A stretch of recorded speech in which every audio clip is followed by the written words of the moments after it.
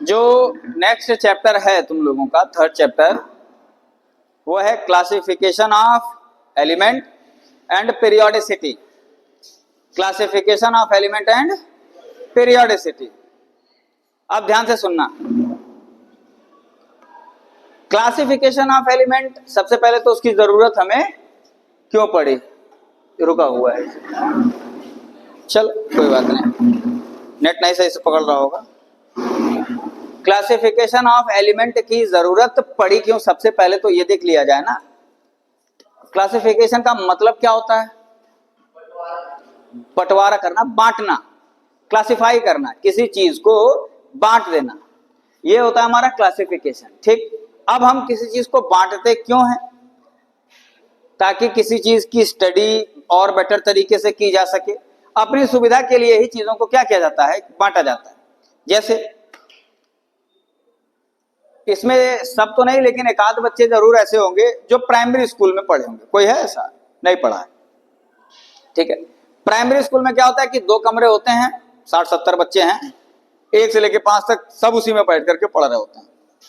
बच्चों की संख्या कम है, नंबर ऑफ स्टूडेंट कम है, एक ही साथ बैठ करके class first second third fourth सब एक ही में बैठ करके पढ़ रहे होते हैं। कोई दिक्कत? अब जैसे जैसे नंबर ऑफ स्टूडेंट्स बढ़ने लगता है, ठीक है, नंबर ऑफ स्टूडेंट्स क्या हो जाएंगे, बढ़ने लगेंगे। अब क्लास 6 में आ गए, वो यहां पर आ गए, मान लो बापू, ठीक है, चलो फिर से शुरू कर देते हैं कि वही क्लासिफिकेशन ऑफ एलिमेंट चैप्टर है। क्लासिफिकेशन का मतलब क्या होता है, पहले ये जान लिया जाए। क्लासिफिकेशन का मतलब होता है बांटना। ठीक, अपनी सुविधा के लिए जैसे जैसे नंबर ऑफ एलिमेंट या नंबर ऑफ ऑब्जेक्ट्स बढ़ते जाते हैं, हम लोग को क्या करने की जरूरत पड़ती है, बांटने की जरूरत पड़ती है।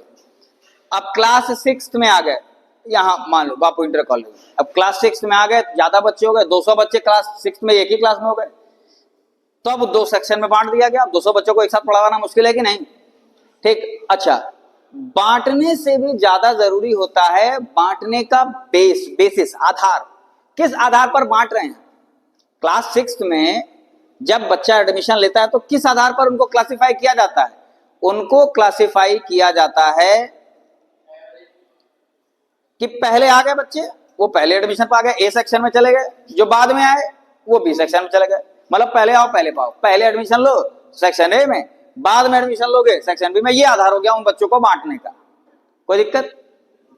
6, 7, 8, 9, 10 पढ़े, 10 जब पास कर लिए, अब बच्चों को बांटने का आधार बदल गया। बांटने का जो बेस है, क्लासिफाई करने का जो बेसिस है, वो क्या हो गया, चेंज हो गया। On the basis of subject या स्ट्रीम। बायो वाले बच्चे, मैथ वाले बच्चे, आर्ट्स वाले बच्चे, कॉमर्स वाले बच्चे, व्यावसायिक वाले बच्चे जो वोकेशनल कोर्सेज हैं वो वाले बच्चे, मतलब अलग अलग स्ट्रीम में अलग अलग बच्चों को। ऐसा नहीं कि जो पहले आएगा वो मैथ पाएगा, कुछ दिन बाद बायो पाएगा, ऐसा नहीं। अब उनके सब्जेक्ट के बेसिस पर उन बच्चों को क्या किया गया, बांट दिया गया। बात समझ में आ रही कि नहीं? ये चीज क्लियर हो रही है कि नहीं? तो क्लासिफिकेशन करते क्यों, ये चीज क्लियर हो गया ना। क्लासिफिकेशन हम अपनी सुविधा के लिए, ताकि किसी भी चीज की बेटर स्टडी की जा सके, इसलिए किया जाता है। ठीक, अब देखो, अब एलिमेंट्स के क्लासिफिकेशन की जरूरत भी इसीलिए पड़ी थी। सबसे पहले मान लो हाइड्रोजन एलिमेंट है, ठीक है, हाइड्रोजन, हीलियम, लिथियम, ये सारे कुछ एलिमेंट्स मिले। अब इन एलिमेंट्स की हम लोग अलग अलग स्टडी कर पा रहे थे, लेकिन जैसे जैसे नंबर ऑफ एलिमेंट्स हमारे, ध्यान से सुनना, जैसे जैसे नंबर ऑफ एलिमेंट्स बढ़ने लगे, अब क्या हो गया, अब उनकी स्टडी करने में क्या होने लगा, प्रॉब्लम होने लगा, उनकी स्टडी करने में दिक्कत होने लगी।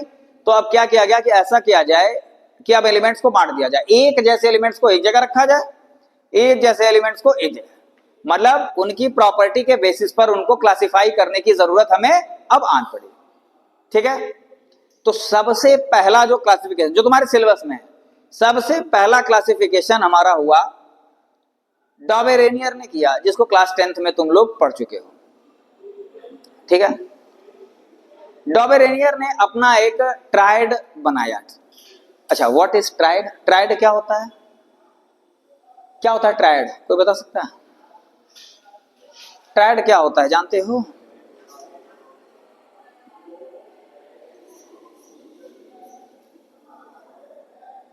ट्रायड होता है सेट ऑफ 3 एलिमेंट। ट्रायड क्या होते हैं? Set of 3 elements. जैसे सेट ऑफ 2 एलिमेंट्स को क्या कहा जाता है? पेयर। सेट ऑफ 12 एलिमेंट्स को क्या कहते हैं? डजन। अरे सेट ऑफ 12 एलिमेंट्स हैं तो उनको क्या बोलेंगे? डजन। सेट ऑफ 2 एलिमेंट्स है तो क्या बोलेंगे? पेयर। सेट ऑफ 3 एलिमेंट है तो क्या बोलेंगे? ट्रायड। ठीक, अब जैसे इस सीट पर 3 बच्चे बैठे हैं तो इसको क्या बोलेंगे? ट्रायड। ठीक है, ये 3 एलिमेंट का सेट है, 3 लोगों का एक सेट है। ठीक है, तो डॉबेरेनियर ने कुछ ट्रायड बनाए। डॉबेरेनियर ने 3 ट्रायड बनाए, मतलब कितने एलिमेंट्स को क्लासिफाई कर लिया उन्होंने? 9 एलिमेंट्स को क्लासिफाई कर लिया। एक ट्रायड में, एक सेट में उन्होंने 3-3 एलिमेंट रखे। ठीक है, एक ट्रायड में, एक सेट में उन्होंने कितने एलिमेंट रखे? 3-3 एलिमेंट रखे। ठीक है, और हम उनका जो ट्रायड का सिस्टम है उस चीज सिस्टम को यहां पर समझते हैं। ध्यान से सुनना। उन्होंने जो ट्रायड बनाया, वो ट्रायड का जो बेस रखा वो रखा उन्होंने कि अगर एलिमेंट्स को, ठीक है, एलिमेंट्स को अगर उनके एटॉमिक मास के इंक्रीजिंग ऑर्डर में इस तरह से अरेंज करें, ठीक है, एटॉमिक मास के इंक्रीजिंग ऑर्डर में इस तरह से अरेंज करें कि फर्स्ट एलिमेंट और थर्ड एलिमेंट के एटॉमिक मास का एवरेज सेकेंड एलिमेंट के एटॉमिक मास के बराबर आ रहा हो। देखो यहां पर आ रहा है कि नहीं आ रहा? तो इन तीनों एलिमेंट्स की जो प्रॉपर्टी होगी वो क्या होगी? सेम होगी। इन 3 एलिमेंट्स की प्रॉपर्टी क्या होगी? सेम होगी। ये डॉबेरेनियर का ट्रायड था, डॉबेरेनियर का सेट था। ठीक है, जो कि यहां पर तो सही दिख रहा है। ठीक है, बाद में भी हम लोग देखेंगे कि इसमें क्या क्या कमियां थी। ठीक, तो ये चीज तो समझ में आ गया कि व्हाट इज डॉबेरेनियर ट्रायड। डॉबेरेनियर ट्रायड क्या है?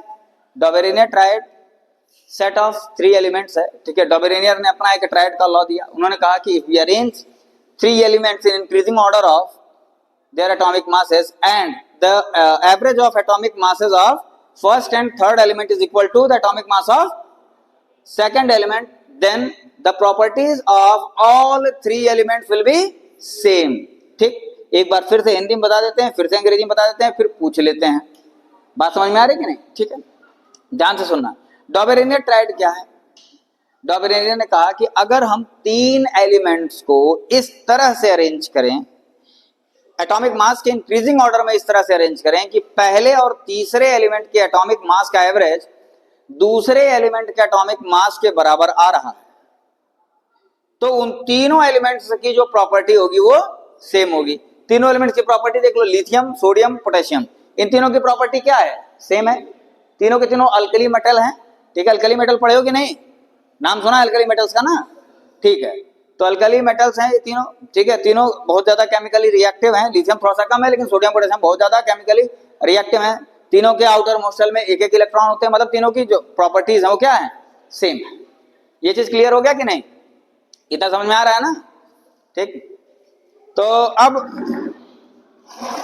इसको इंग्लिश में फिर से बता देते हैं कि if we arrange 3 elements in increasing order of their atomic masses and the average of first and third element, या average of atomic masses of first and third element is equal to the atomic mass of second element, then the properties of all 3 elements will be same. Which type of properties? Chemical properties. ठीक, कौन बता सकता है इस चीज को, explain कर सकता है? भाषा की कोई बंदिश नहीं है, हिंदी, अंग्रेजी, भोजपुरी, उर्दू, किसी में बता दो। कौन बता सकता है? कोई है? समझ में आया सबको? तो जो समझ में आया वही तो हम पूछ रहे हैं। जो समझ में आया है,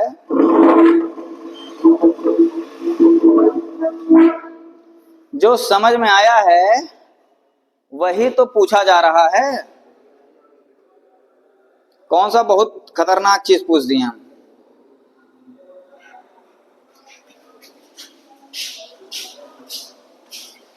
बताओ भाई। हाँ, फिर से बता दें, इस बार ढंग से सुनना। दोनों भाषाओं में बता दे रहे हैं।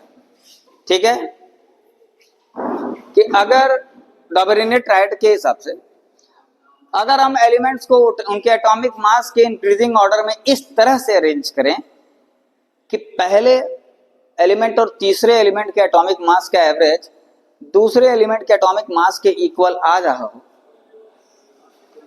तो उन तीनों एलिमेंट्स की जो केमिकल प्रॉपर्टीज होंगी वो क्या होंगी, सेम होंगी। ये चीज क्लियर हो गया कि नहीं? If we arrange three elements in increasing order of their atomic masses in such a way that if average of atomic masses of first and third element is equal to the atomic mass of second element, then the properties of all three elements will be same। ठीक, समझ में आ गया? समझ गए? आया समझ में? तो बताओ, बैठे बैठे बताओ।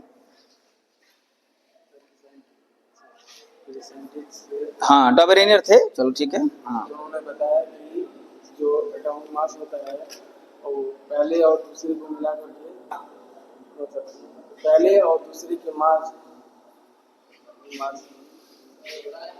हैं? बताओ सर।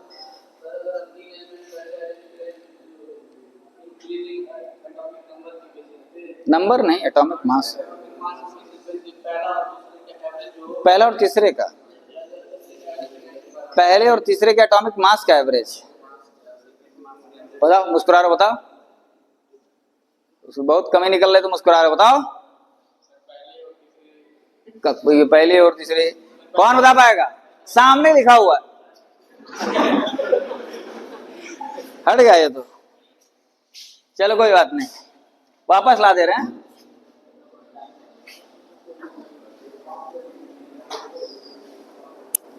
आ जा रहा है, सामने आ जाएगा, ठीक है। फिर से सुन लो ध्यान से, अब की सुनना ध्यान से। एग्जाम में ये सब आता है, अभी तो खाली डॉबेरेनियर ट्रायड समझा रहे हैं, अभी इसकी कमियां समझाएंगे, उसके बाद फिर अलग आएगा क्लोथरमेयर कर्व है वो समझाएंगे, उसकी कमियां बताएंगे, फिर मेंडलीफ आएंगे उनकी कमियां बताएंगे, फिर बंद हो गया इन्वर्टर के बैठ गया, रात में लाइट नहीं थी फिर से आ गया। ठीक है, जाने दो, मुंह से बता रहे हैं ना, तो सामने था तो कौन सा देख करके बता पा रहे थे?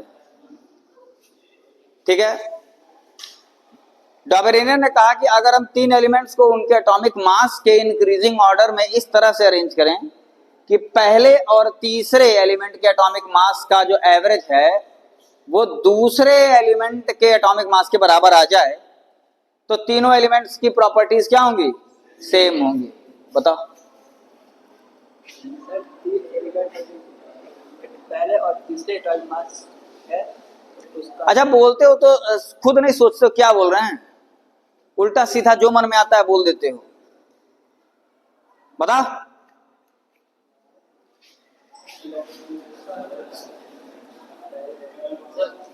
हाँ बता। तीनों एलिमेंट के एवरेज को बट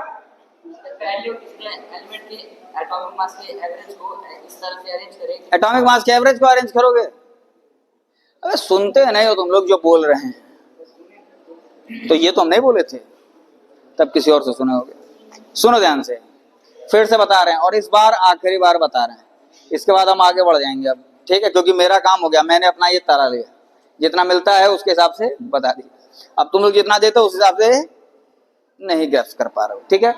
ध्यान से सुनो, डॉबेरेनियर ने कहा कि अगर हम तीन एलिमेंट्स को उनके एटॉमिक मास के इंक्रीजिंग ऑर्डर में इस तरह से अरेंज करें कि पहले एलिमेंट और तीसरे एलिमेंट के एटॉमिक मास का एवरेज दूसरे एलिमेंट के एटॉमिक मास के बराबर हो जाए, ठीक, तो तीनों एलिमेंट की प्रॉपर्टीज क्या होंगी?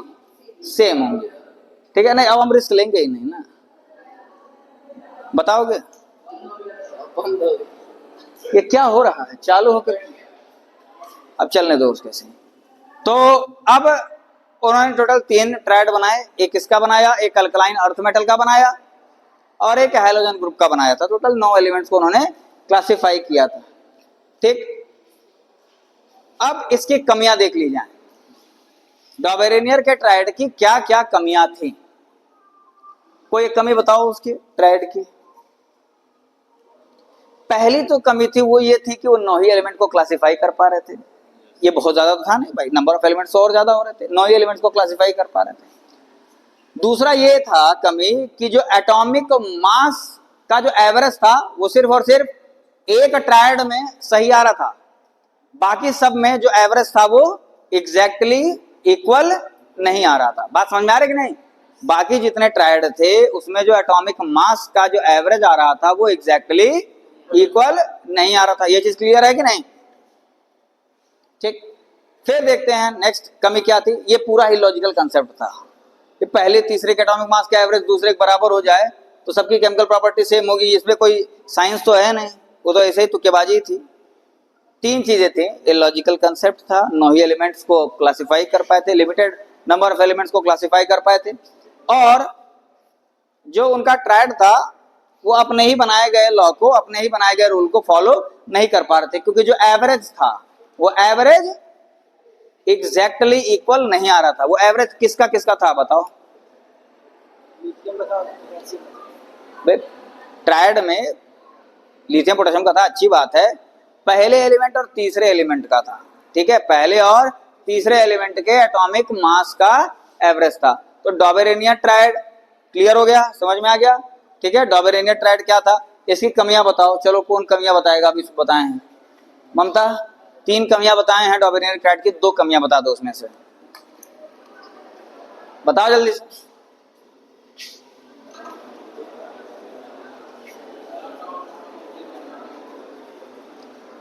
बताओ।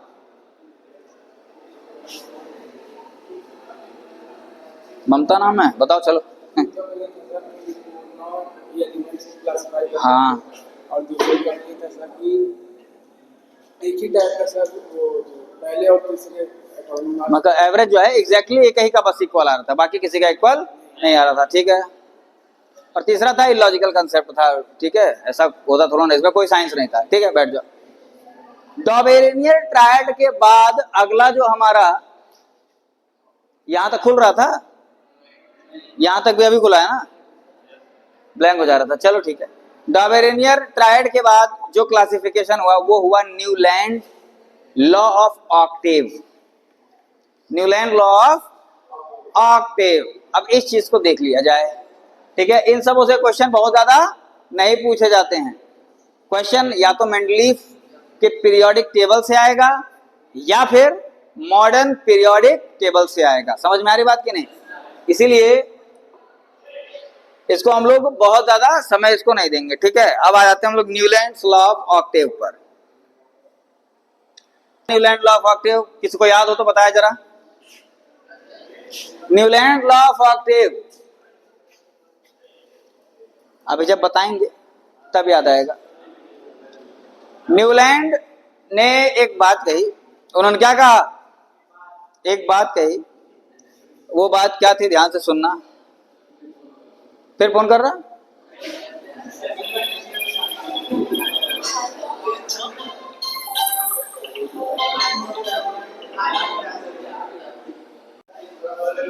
ठीक है, कोई बात नहीं। अब वो समझ गए होंगे कि अभी नहीं बात करना चाह रहा हूं उनसे। उन्होंने कहा कि जिस तरह से जो म्यूजिकल नोट्स होते हैं, म्यूजिकल नोट्स पता है तुम लोगों को? सा रे, अरे लिखने दो, प ध नी सा फिर आ गया यहां। उन्होंने कहा कि जैसे म्यूजिकल नोट्स को, ये उनकी फ्रीक्वेंसी का इंक्रीजिंग ऑर्डर है, म्यूजिकल नोट्स को हम लोग उनकी फ्रीक्वेंसी के इंक्रीजिंग ऑर्डर में अरेंज किए और हर 8वां नोट पहले नोट के साथ सिमिलरिटी दिखा रहा है कि नहीं? सा रे ग म प ध नी फिर सा।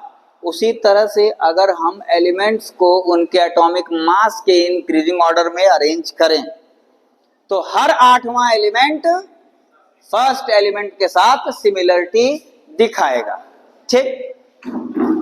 जैसे lithium, beryllium, boron, carbon, nitrogen, oxygen, fluorine, वो 0 ग्रुप था नियॉन का, उसको नहीं रखते थे। फिर आ जाता है हमारा सोडियम, लिथियम सोडियम के साथ सिमिलरिटी दिखा रहा है कि नहीं?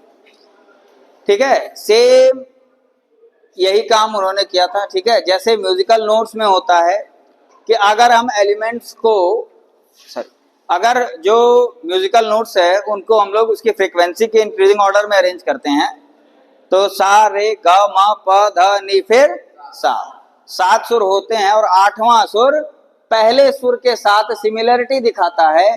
ठीक उसी तरह से जो एलिमेंट्स होते हैं अगर उनको एटॉमिक मास के इंक्रीजिंग ऑर्डर में अरेंज करें तो हर 8वां एलिमेंट पहले एलिमेंट्स के साथ जो प्रॉपर्टीज होती हैं उसमें क्या होगा, सिमिलरिटी दिखाएगा। ठीक, फिर से इसका स्टेटमेंट सुन लो। इसका स्टेटमेंट सुन करके फिर से हम पूछेंगे, फिर से तुम लोग ना बताना, फिर हम आगे बढ़ जाएंगे। ठीक है, न्यूलैंड ने कहा, न्यूलैंड ने क्या हुआ, कौन, किसकी कॉपी है? ठीक है, अब ध्यान से सुनो। न्यूलैंड ने कहा कि जिस तरह से, बाबू किस तरह से, जिस तरह से संगीत के 7 सुर लिखे जाते हैं और हर 8वां सुर पहले सुर की तरह सिमिलर होता है, उसी तरह से अगर एलिमेंट्स को हम एटॉमिक मास के इंक्रीजिंग ऑर्डर में अरेंज करें तो हर 8वां एलिमेंट पहले एलिमेंट के जैसा ही होगा, पहले एलिमेंट के साथ प्रॉपर्टी में रिजेम्बलेंस या सिमिलरिटी शो करेगा। क्लियर हो गया बात? आ गया समझ में? समझ में तो सब आ जा रहा है, तो बता क्यों नहीं रहे हो? बताओगे? ठीक है, एक बार और फिर से बता दे रहे हैं कि जिस तरह से संगीत के 7 सुर होते हैं, अरे 7 सुर होते हैं जी, जिस तरह से इधर संगीत के 7 सुर होते हैं और हर 8वां सुर पहले सुर से सिमिलर होता है, पहले सुर के जैसा ही होता है, सा रे गा मा पा धा नि फिर सा। ठीक उसी तरह से अगर एलिमेंट्स को उनके एटॉमिक मास के इंक्रीजिंग ऑर्डर में अरेंज करें तो हर 8वां एलिमेंट फर्स्ट एलिमेंट के साथ सिमिलरिटी शो करेगा। क्लियर हो गया? कौन बता सकता है? बताओ। जिस तरह संगीत के 7 सुर के और 8वां सुर पहले सुर से सिमिलरिटी दिखाता है, उसी तरह एलिमेंट को इंक्रीजिंग ऑर्डर में, किस चीज के इंक्रीजिंग ऑर्डर में? एटॉमिक मास, हाँ ये बोलो। एटॉमिक मास के इंक्रीजिंग ऑर्डर में सेट करें तो पहला सेट नहीं, अरेंज करें। सेट है, गंदी गंदी बात करते हो। अरेंज करें तो पहला एलिमेंट 8वें एलिमेंट से सिमिलरिटी दिखाता है। बहुत अच्छे, चलो कम से कम एक बच्चा तो सुना, और ये हमको बता रहा था, तुमको नहीं नालायक, तुमको तो हम बता रहे थे ना, तब नहीं सुने, इसी का सुनना था। बैठो। और कोई जो बता सके? बॉयज, गर्ल्स और बाकी बच्चे बता भैया। टोपी, घाम लग रहा है तुमको कमरे में ही है? आदत बुरी है ये, बाल खराब हो जाएंगे, पसीना अंदर रहता है ना। हाँ, सॉल्ट होता है वो डिपॉजिट होगा। बताएगा कौन? बताएगा, बताइए भैया। समझ इधर आए। आज तुम लोग काहे बार बार गंदी गंदी बातें कर रहे हो मुझसे? संगीत के 7 सुर के बाद जो 8वां सुर होता है वो पहले वाले के इक्वल हो जाता है। इक्वल नहीं, सिमिलर हो जाता है। उसी तरीके से एटॉमिक मास के अगर इंक्रीजिंग ऑर्डर में एलिमेंट्स को अरेंज करें तो हर 8वां एलिमेंट पहले एलिमेंट से क्या होगा, सिमिलर हो जाएगा। ठीक है, चलो रन।